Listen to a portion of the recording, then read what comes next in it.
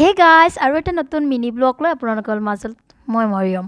So আজি গৈ আছোঁ আমি আৰু শাফি দাদাহঁত দুটা ফেমিলি মিলি পিকনিক গ'লে। বছৰৰ প্ৰথমটো পিকনিক আমি দুটা ফেমিলি বৰ্তমান এতিয়া আমি বোট সাফাৰী কৰিম। সকলোৱে লাইফ জেকেট পিন্ধি লৈছো। সবেই চাইছে। মোৰ সৰু বাচ্চাটোকো লাইফ জেকেট পিন্ধাই দিছে। এইটো এটা বহুত সুন্দৰ পদক্ষেপ বুলি ক'ব লাগিব, যেহেতু বোট সাফাৰীত গ'লে যিকোনো এটা দুৰ্ঘটনাৰ পৰা ৰক্ষা পাবলৈ বোট সাফাৰীত লাইফ জেকেটৰ বহুতেই প্ৰয়োজন।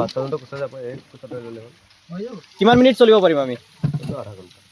আধা ঘণ্টা। বলা আজি সংসাৰ বোট সাফাৰী কৰা হ'ল। দেন আমি আহি গ'লোঁ অকণমান খেলা ধূলা কৰিবলৈ। ইফালে চাইছে মই অকণমান বাস্কেটবল খেলিছোঁ, বহুত দিনৰ পিছত খেলিছোঁ দে গাইজ, বহুত ভাল লাগিলে।